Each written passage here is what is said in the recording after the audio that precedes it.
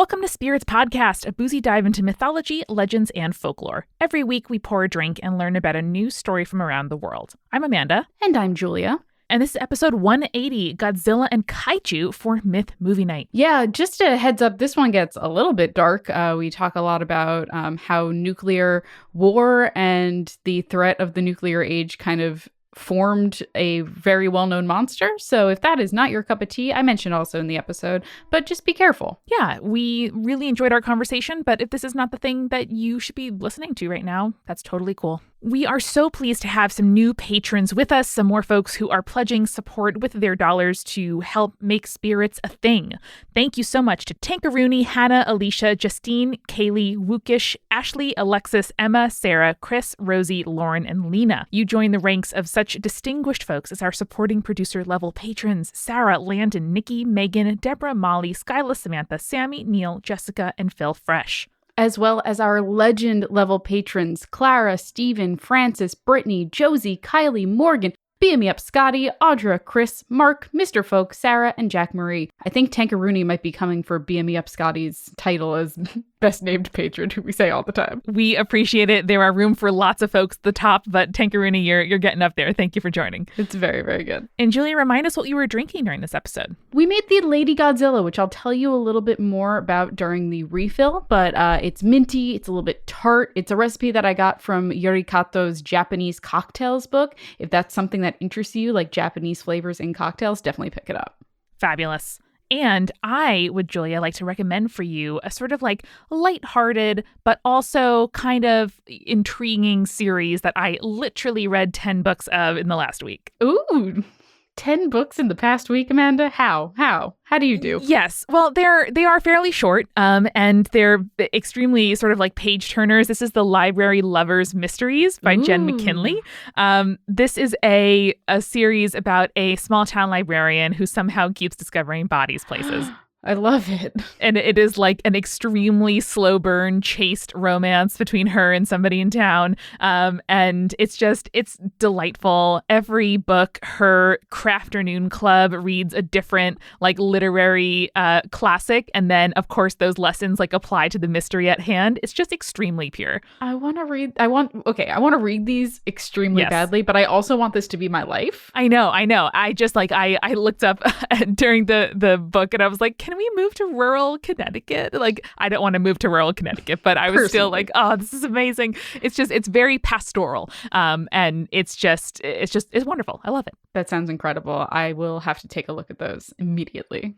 Absolutely. So check out your local library or go to spiritspodcast.com/books to get a list of all of the books we recommended. Yes, and support your indie bookstores. Absolutely. Bookshop.org, which is the service we use to collect all of these, gives basically a dividend to all of their members every month. And it is already like changing the game for indie bookstores. So I'm very happy that we can, collect all our recommendations in one place and also give you a chance to, at no cost to you, support indie bookstores all around the world.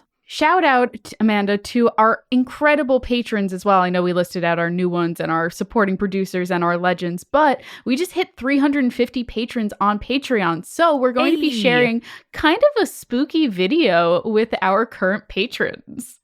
Absolutely. If you join, you'll be able to see it as well. We're going to have that out to you by next week. And we are just so excited. Julia and I did a spooky romp around our hometown stomping grounds. I had long hair. My brother was there. It was a whole thing. It was so much fun. And we're really, really excited. And I'm also kind of nervous to rewatch the video, but I'm not going to. It's fun. So fun. There's a graveyard. It's amazing. So if you join as a patron at any level, you'll have access to that video starting next week. Yeah, we talk about all of the urban legends of our hometown and go and visit them. So if that is something that interests you, hit us up on Patreon. I am so proud of that video still. I'm sorry that no one wanted to turn it into a TV show as we hoped and intended. It's okay. Someone will eventually. Not too late. Not too late. Hit us up. And finally, we would like to let you know that if you are into mysteries, boy, do we have a new show for you. We are, as Multitude, launching a show called Meddling Adults. It's coming out this Wednesday, May 13th, 2020. Mike Schubert created and is hosting the show, and it is all about solving children's mysteries as adults. I've now listened to the trailer and I heard other people's scores and I'm wholly embarrassed by the lack of points that I got. So get ready for me to fail at solving puzzles for children. I had a very good time. I feel like I am an intellectual peer with Encyclopedia Brown, which frankly is everything I have wanted. That's correct. And it is so fun and also benefits charity. So all the profits from the podcast are going to be donated to a charity of the winner's choosing of each episode. And the first 10 episodes in our first season are going to be coming out weekly starting May 13th. So find Meddling Adults by looking up the word multitude in Spotify, in Apple Podcasts, wherever you listen to your pods, or going to multitude.productions to read more about the show. Well, without any further ado, we hope you enjoy episode 180, Godzilla and Kaiju for Myth Movie Night.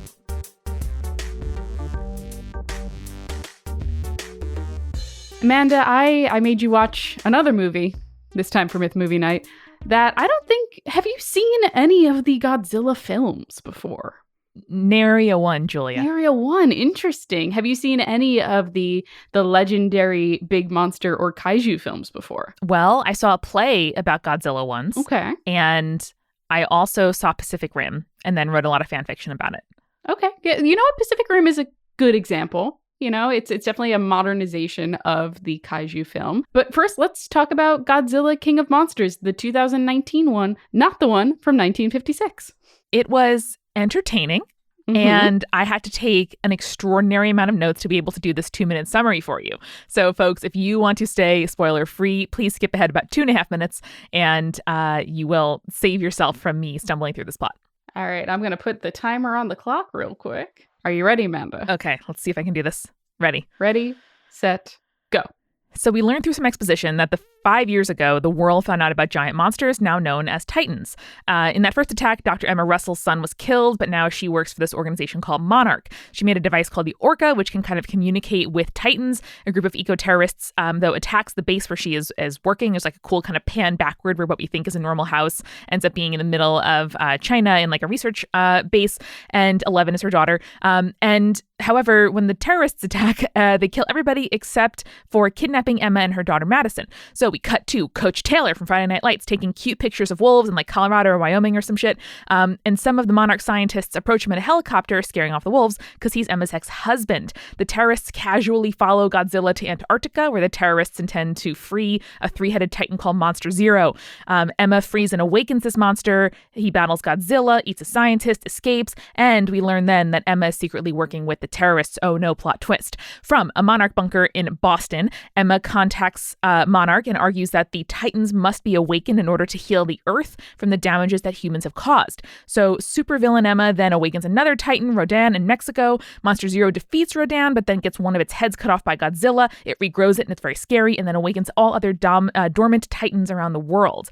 And through mythology, Dr. Chen discovers that Monster Zero is King Ghidorah, I forgot how they said it, an ancient alien seeking to terraform the Earth to its liking. Mothra, the one from the very beginning, teams up with Godzilla in an ancient underwater city, very Atlantis vibes.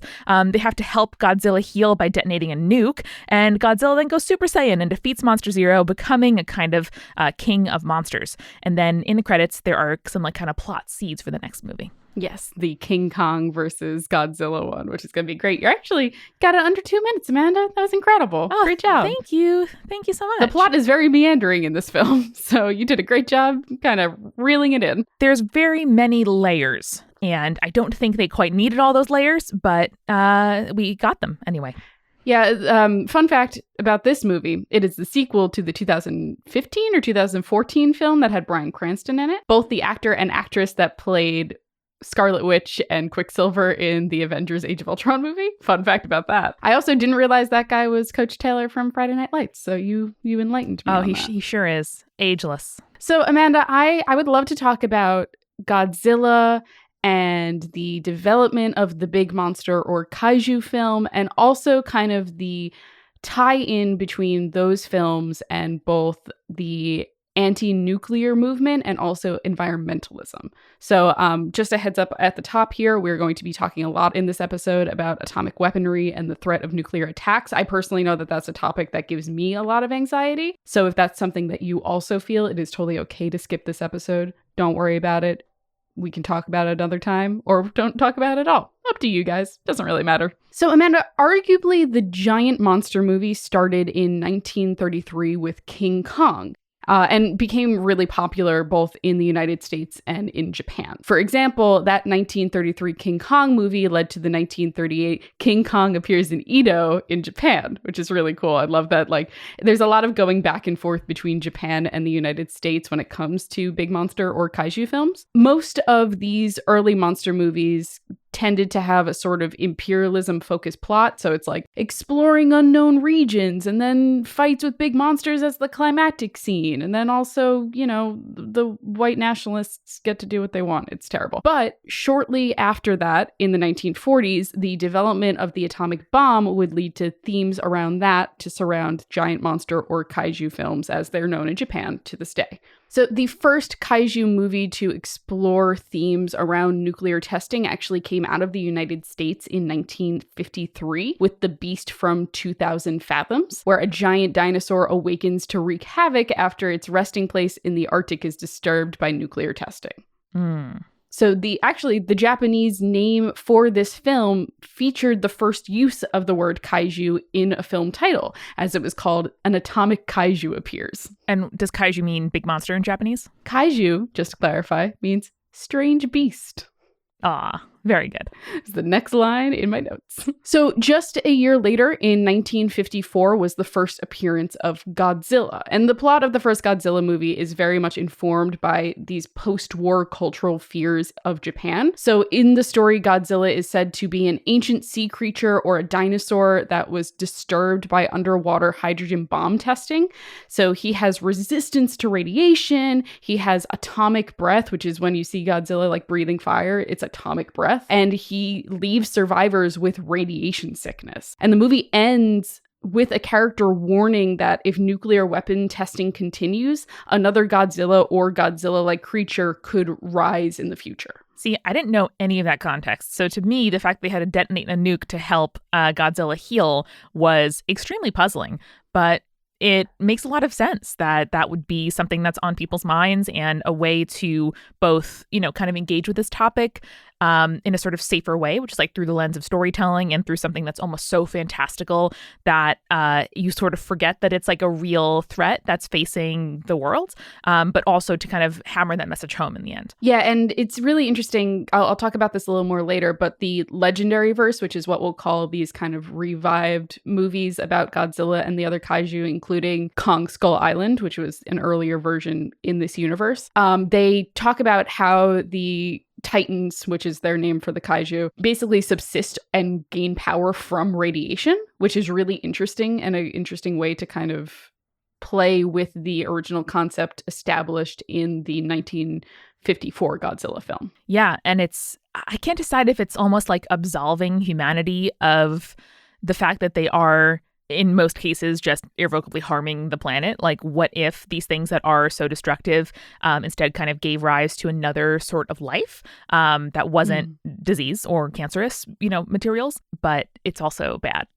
Oh, don't worry, Amanda. We're going to have a very intense conversation about environmentalism at the end. Okay. So that is the first Godzilla movie. Most Americans, however, are more familiar with the American version of the film, which was released as Godzilla King of Monsters in the United States on April 27th, 1956. So this version of the film cuts the original down to 80 minutes from 96, and then adds new footage to include a plot surrounding an American reporter who is covering the Godzilla attacks in Japan. And originally the film got negative reviews in Japan, like the original Godzilla got negative reviews in Japan, with reviewers kind of criticizing the film for exploiting the devastation of World War II on Japan and also the fallout of the Castle Bravo nuclear weapon test that had happened only a few months before Godzilla's original filming. However, the US was much kinder to the film because they actually praised the depictions of the horrors of the nuclear bomb.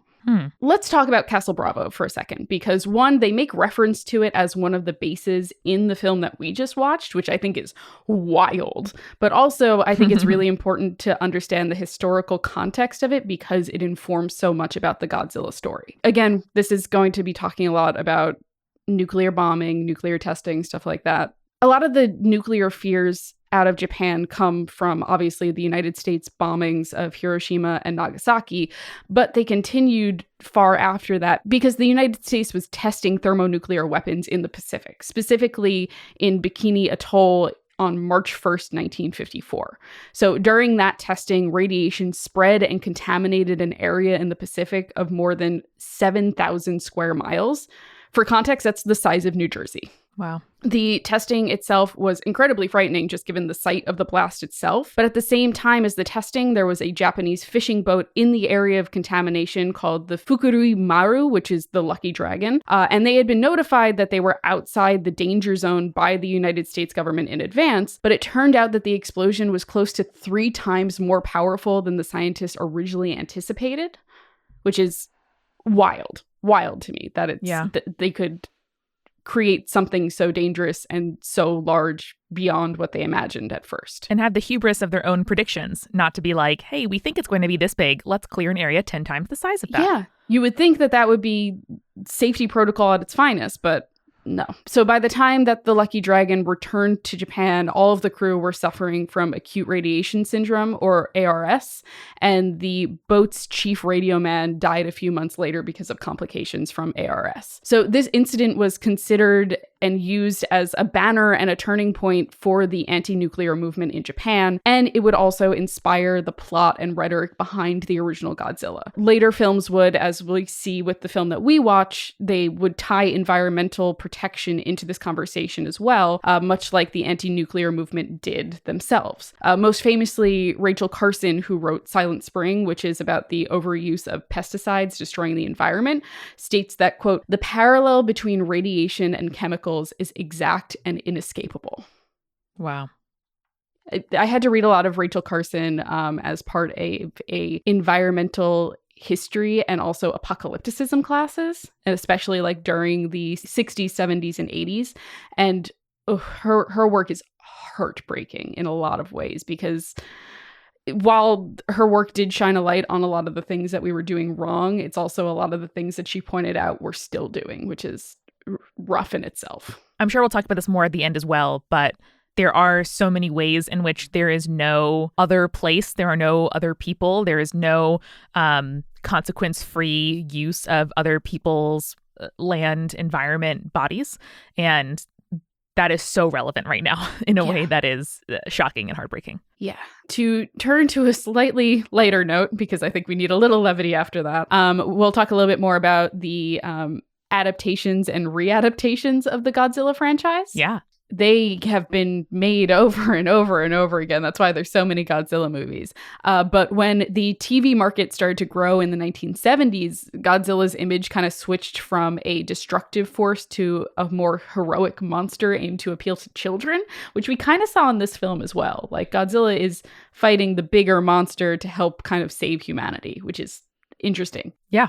There was a American Son of Godzilla, which was a movie that was released for TV, and it removed a lot of the plots of the movie in order to make it more easily digestible for audiences. There was also the Godzilla animated series from 1978, wherein Godzilla partnered with a team of helpful scientists and also his flying nephew, Godzuki, as they traveled the world to fight monsters and solve crimes. Adorable. It's incredible. There was also another Japanese TV show called Son of Godzilla, not to be confused with the American Son of Godzilla that I mentioned earlier, where a character named Minilla is introduced as Godzilla's son and is portrayed as like a sort of comical character. There's also another mini Godzilla child that was featured in a 1969 Japanese series called All Monsters Attack, where the character teaches children how to handle bullies and also to escape from comical kidnappings. Very cute.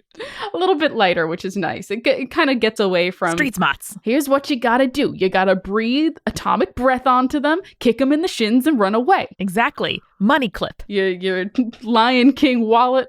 $10 in your Lion King wallet. Anyway, doing enough John Mulaney bits. From this period, we kind of move from the more comical 1970s versions of Godzilla, and we return with the 30th anniversary film, which was titled Return of Godzilla, where Godzilla's ties to nuclear war are again touched upon. So in this film, which came out in 1984 in Japan, features a Soviet Union submarine that is lost in an attack by Godzilla. And in retaliation, the Soviets send a nuclear missile towards Japan, only for it to be blocked by American anti-ballistic missile technology. Oh, the Cold War. The Cold War, man. Yeah, also what an American self-redemption arc. I don't think we deserve that. Well, interestingly, that was Japan made the movie, and then later it was released in America under the title Godzilla 1985.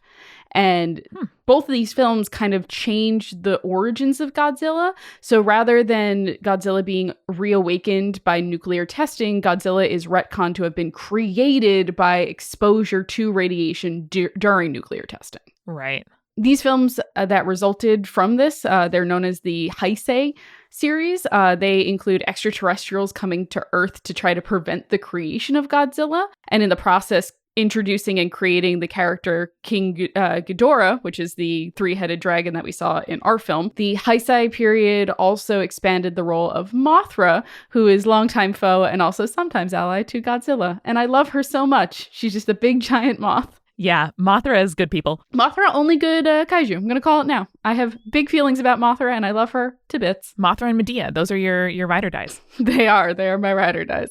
So we'll talk a little bit more about America's expansion of the franchise as soon as we get back from the refill. Amanda, I can't shop in stores anymore, and I am fine with that because I've been spoiled, Amanda. Spoiled because every couple of months, a package is sent to my door where my clothes have been picked out for me. And that's because I have Stitch Fix. Hell yeah. I just recently dug out my summer clothes from my underbed storage. My seasonal wardrobe came out, and I was reminded how many incredible jumpsuits and dresses I've gotten from Stitch Fix over the years. So Stitch Fix is a personal styling company that brings you the world of fashion and style. It's a completely different and fun way to find clothes that you'll love, and it's all about you every time. I love being told that things are about me. To get started, you just have to go to stitchfix.com/spirits to set up your profile, and they'll deliver great personalized looks just for you in colors, in styles, and in budgets that you like. You pay a $20 styling fee for each fix, which is credited towards anything you keep. So keep a shirt, keep some pants. That $20 is going straight to those shirts and those pants. You can schedule it at any time. There's no subscription required. Plus shipping, returns, and exchanges are always free. Stitch Fix does the hard work for you. It makes great style effortless for everybody involved, including men, women, kids, non-binary folks. Absolutely. You can switch between masculine and feminine styles month to month, which I really appreciate as well. Yeah, like I asked for some suiting and Stitch Fix was like, hey, how about some awesome blazers that you can wear to professional settings? And also sometimes you just want to look cool in a suit and tie. I'm like, yes, Stitch Fix, thank you. Thank you for understanding. We did have a triple date night recently with friend of the show, Kristen, and her girlfriend Grizel, and it was incredibly fun to just look a little fancy for a night. And I enjoyed your Stitch Fix blazer. Thank you. So you can get started today at stitchfix.com/spirits, where you'll get 25% off when you keep everything in your fix. Again, that's stitchfix.com/spirits for 25% off when you keep everything in your fix. That is stitchfix.com/spirits for 25% off when you keep everything in your box. We are also sponsored this week by BetterHelp, and we talk on the show all the time about how important therapy and mental health care are to us. And I have really appreciated over the last year that as my schedule has been strange and I've done lots of travel, and now I just have unpredictable working hours because sometimes you wake up and feel like doing nothing except for, I don't know, laying on the couch and watching old murder mysteries. And other times I am, working later or earlier than I'm used to. I really appreciate that I now have therapy through BetterHelp. My therapist is a certified licensed professional. We started communicating in less than 24 hours after I signed up for the app. And if I ever, for whatever reason, felt like changing providers, BetterHelp makes that really easy to do. They want to help everybody start living a happier life. And being able to talk through the stuff that's on my mind, my anxieties, my worries,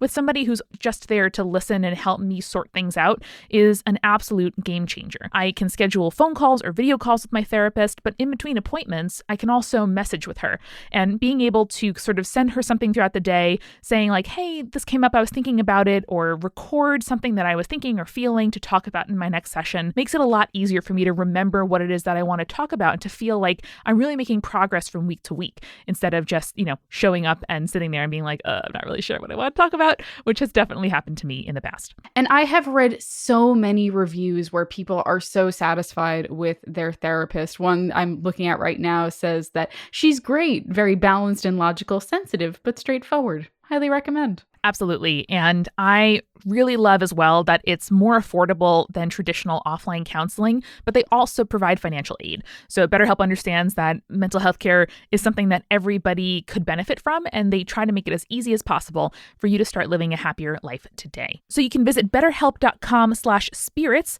That's betterhelp.com/spirits to get 10% off your first month. Yeah, join over 800,000 people who are taking charge of their mental health with the help of experienced professionals. At betterhelp.com/spirits for 10% off your first month. And now let's get back to the show. So, Amanda, there are a lot of Godzilla cocktails out there in the world. Unsurprisingly, it's been around for decades now at this point. I was going to suggest a Kaiju Bloody Mary, but I also didn't have enough prep time, so I went with a simpler option that I found in a book called Japanese Cocktails by Yuri Kato. The only ingredient that you might have a little trouble finding is umeshe, which is a Japanese plum liqueur. Other than that, the cocktail has tequila, it's got melon liqueur, it's got lemon juice, and then a little bit of fresh mint. I have a mint plant and some plum sauce in my cabinet, so I think we can improvise. Yeah, we can make that work. I like that. So with those in hand, let's talk about America's Godzillas and then back to Japan, because it's a lot of back and forth here in the history of Godzilla. Very suitable. A nice little metatextual commentary that you're making here. Thank you. So we can start by talking about the 1998 Godzilla, which was from Dean Devlin and Roland Emmerich. It was a financial success, but it was panned by critics and fans alike. Gotta love it. It also had Matthew Broderick in it for some reason. Don't know why. Every time someone says his name, I remember that he's married to Sarah Jessica Parker, and it's so mind-blowing. So part of the reason that fans and critics didn't like the film was that it lacked the Japanese origins of the monster. So instead, they kind of turned them French for some reason. So the film moves the 1954 opening that happens in Japan, but instead moves it to French Polynesia, and then blames nuclear testing in Tahiti, mutating iguanas into Godzilla as a result. Okay. Yeah. However, while Japan and America disliked the film immensely because we had an actual history with the films, it did make a splash in foreign markets, in particular like non-East Asian and non-North American markets, which is really, really interesting. So following the movie, Godzilla the series was an animated sequel in many ways. It ran for a season, but because of its association with the film and also the fact that it was competing with Pokemon and Digimon in the Saturday morning cartoon slot, it was doomed to fail. We've been watching a lot of Drawfee recently on Dropout, and the amount that I have forgotten about Digimon staggers me. It is so much weirder than I ever remembered. I need at least one fun weird fact you remember about Digimon now, or that you rediscovered watching Drawfee. Some of them just look like men, Julia. Yeah. They go from animals to their digivolved form, which I'd forgotten was a word. They're just like angel dudes in armor. Oh, you mean Patamon to Angemon?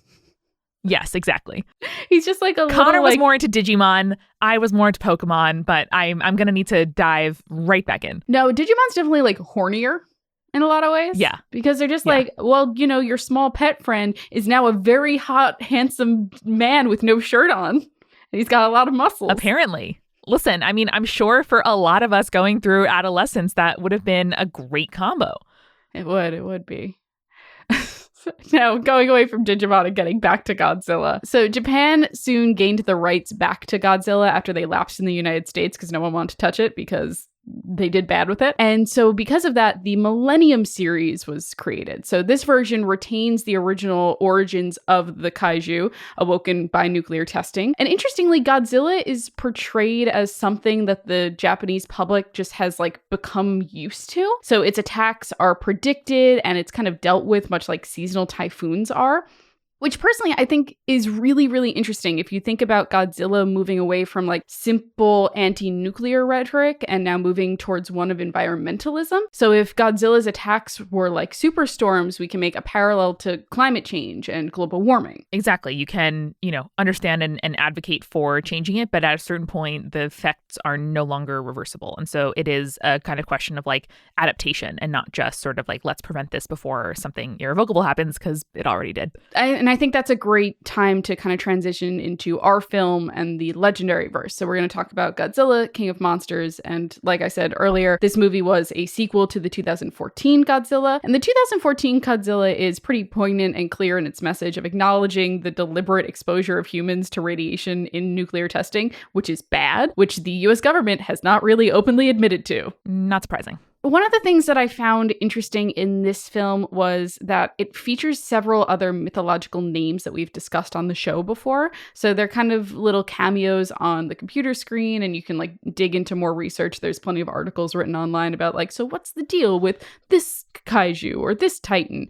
So you might recognize some of the names like Leviathan, Baphomet, Sekhmet, Mikole Mbembe, Typhon, Bunyip, Tiamat, Quetzalcoatl, and I have mixed feelings about this, as all of these creatures being listed as titans or kaiju. I don't really love the idea of these gods or spirits from different folklore being portrayed as monsters, and like destructive monsters at that. It seems kind of disrespectful to the cultures that they are from by using them in this way. But again, that's just me. I think that it's just they wanted to tie them into, oh, these stories have been happening all over the world, and, you know, they did coexist at one point, but I'll get into that in a little bit. But, you know, the movie did bring back several kaiju from the original series. Obviously, we see Godzilla, we have Ghidorah, we have Mothra, and you mentioned Rodan in your summary of the movie, which I haven't talked about Rodan and Rodan's history in the kaiju film industry. He is, as you saw in the film, kind of this like flying dinosaur-esque creature. He made his film debut back in 1956, which was like, I think only 2 years after the first Godzilla film. He's a bit unique from other kaiju in that because of his standalone movie, he has a mate. He has another Rodan. There's more than one of them. Aww. In that original standalone film, the two Rodan fall into a volcano and perish. But you see that as a nod in Godzilla, King of Monsters, the Rodan in the film has a volcanic design and erupts from a volcano. So it's kind of like, oh, they fell in there and they laid an egg, and now that's what this Rodan is, which I think is very adorable. So according to the lore that is established in Godzilla King of Monsters, because I think movie lore is just as important as, you know, the original 1954 lore. So there are 19 of these kaiju or titans that are known to the scientific organization Monarch. Titans specifically sustain themselves on radiation and emit a type of radiation that is supposed to have restorative effects on ecosystems. Again, really getting into that environmentalism angle in this film. The movie also claims that titans and humans coexisted during ancient times, which the titans were worshipped as gods, which is the reason that the movie uses several names from mythology and ancient religions for their monsters.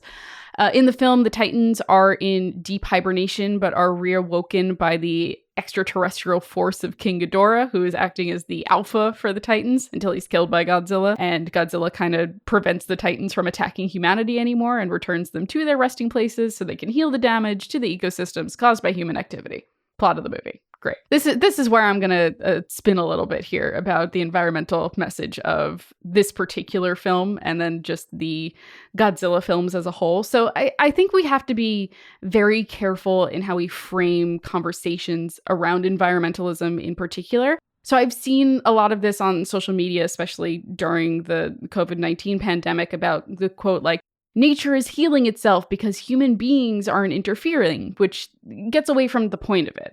So like calling back to Rachel Carson's statement earlier that I mentioned, for Carson and environmentalism, it's not about individuals not doing their part to restore humanity and the environment, but rather it's corporations and capitalism and the military-industrial complex that care more about profit than preserving life and nature. So like individuals and the environment suffer when corporations are given free rein to do whatever they want in order to increase their profit. And we need to remember that as we watch movies with a pro-environmental message, the answer is not humanity is the virus or disease or whatever. The answer is greed corrupts lives and our environment. Both the environment and humans suffer when we allow corporations like this to be greedy. And humans are not separate from the natural world. They're a part of it. I really liked a comment made by Ken Watanabe, who's the actor who plays Dr. Serizawa in the film. He's the one who sacrifices himself to explode the nuclear warhead to revive Godzilla. So, quote, "In the 21st century, we need to think about natural disasters. This creature being Godzilla. This creature is symbolic of that natural disaster. We cannot control them, but we must live on this planet," which I think is a great callback to the way that it's portrayed in the Millennium series, where Godzilla is almost comparable to this horrific storm or typhoon. They can be predicted and anticipated, but at the end of the day, it's something that we have to prepare for and live with. Yeah. I think it's really great, and I think that we're lucky to have these films because they kind of create these conversations around environmentalism, and it's a discussion that is fundamental to the creation and continuing story of Godzilla. Absolutely. And I kind of share your like discomfort with that idea that, oh, there are elk in people's backyards in Scotland and like the world is just repairing itself. Because while it is important to have hope and to look for those little signs that, even after in the immediate term, this particular challenge is past us, or even over the medium term, after like human beings as one of the many species on this planet, perishes or whatever, and then like different things happen, like this planet will be filled by life in some way. I get that that's a fundamentally kind of optimistic message, and finding hope is really important, but we also are like irrevocably ruining things to the point where we can't just like, stop buying plastic water bottles or, shut down whatever it might be, like carcinogenic plants that are polluting water, and everything will go back to normal, because we are way past that. And so to kind of assume that would happen and that all we have to do is just stop and then everything will be fine is unrealistic. And I think there is a way to kind of face those realities and to listen to people who are advocating for the urgency, for example, of reducing carbon emissions before more and more, damage is done. And also be able to like look at your houseplants and see new leaves sprouting and like find something to smile about that morning. Yeah. And I think that it's foolish and also harmful to put the blame on individuals and not hold corporations and businesses accountable for their actions in pollution. And a great way of making sure that you're helping to make those companies accountable is by making sure to vote in representatives, even in your local elections as well as your national elections, to make sure that they hold those businesses accountable via legislation and new laws. Yeah. And something, again, that's giving me a little bit of hope right now is the fact that people who have not until now needed to look into things like civil disobedience, like strikes, like rent strikes, are learning about those things, some of them for the first time. And the fact is that, following a system that has led us here is not always the way that we are going to dismantle or fundamentally change that system. And just staying really aware, educated, reaching outside of your particular network to see what people are doing and to try to put your little bit of energy into getting us to a place that is better than this one is so important. Like we said early in the show, there is no ethical consumption under capitalism, but there are ethical ways to use your time and energy to try to advance life for all of us. Yeah, absolutely. So, Amanda, I prepared a couple of discussion questions for us because I was feeling inspired and like a middle school teacher. Like a book club edition of a best-selling novel. Thank you. How do you feel this movie stacked up in terms of doing the original film and its original intentions justice? My only exposure to those original intentions was in this episode. So I think the way that you structured that lesson, it seems like it is calling back to some of the intentions of the original work in a way that seems really effective. And I had conflict about that because I feel like the argument like, oh, if we bring these creatures back, they're going to help cure the environment and save the environment. But it's not getting at the point of like how we got to this place in the first place.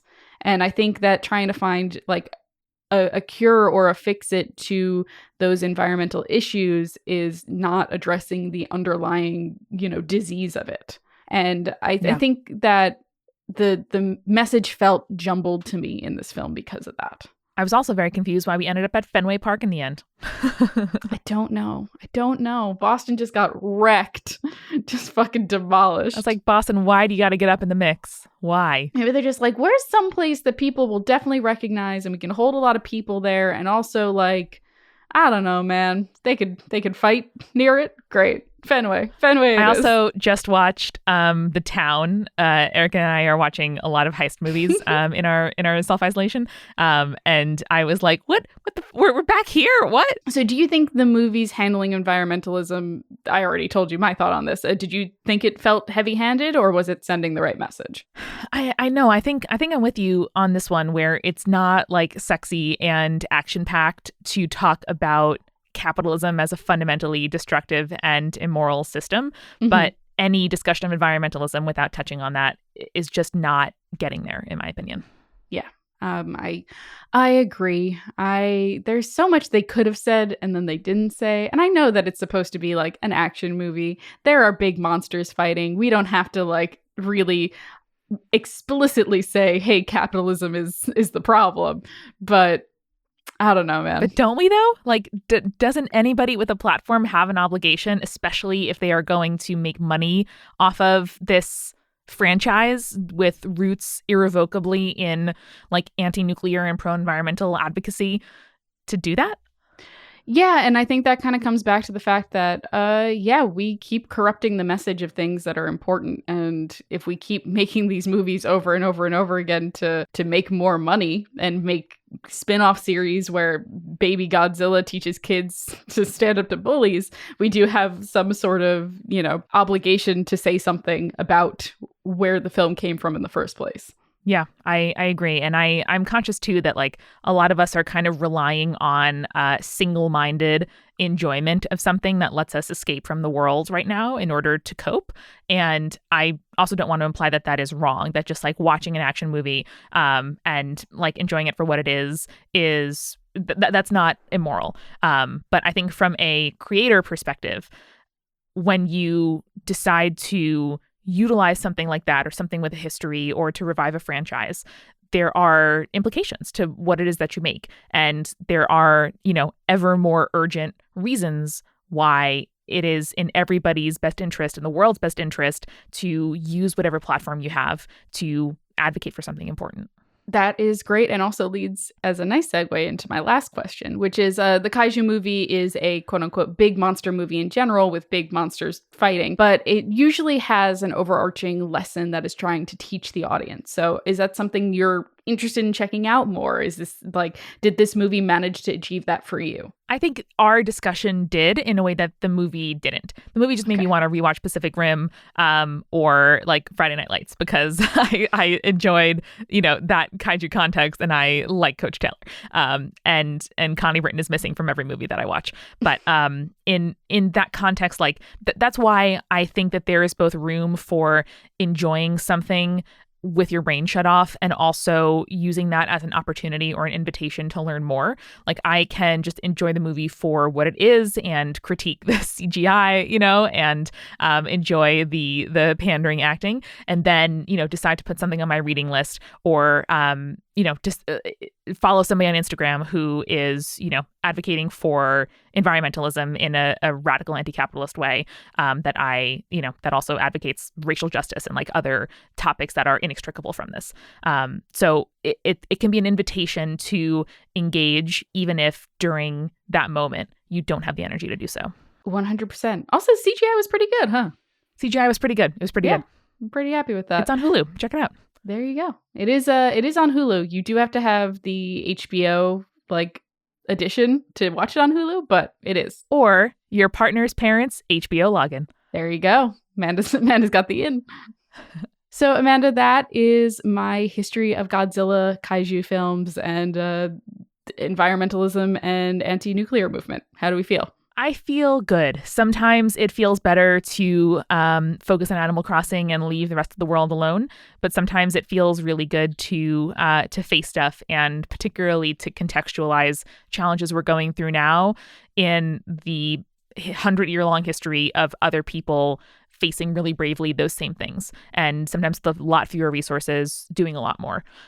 So it feels a little bit like solidarity in a way that I think I really needed. Yeah, So listeners, if you are looking for a way to help with environmentalism and do your part, there are plenty of resources online in order to figure out a way that you can help out. And remember to stay creepy. Stay cool.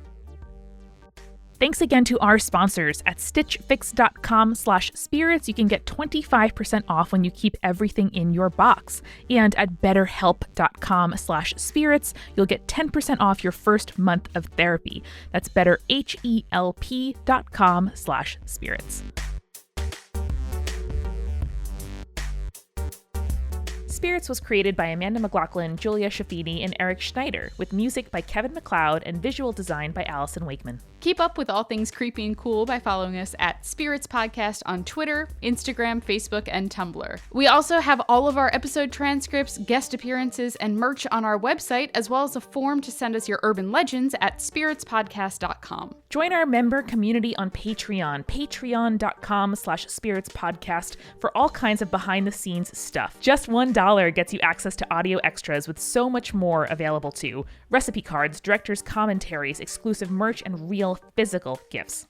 We are a founding member of Multitude, a collective of independent audio professionals. If you like Spirits, you will love the other shows that live on our website at multitude.productions. And above all else, if you liked what you heard today, please share us with your friends. That is the very best way to help us keep on growing. Thank you so much for listening. Till next time.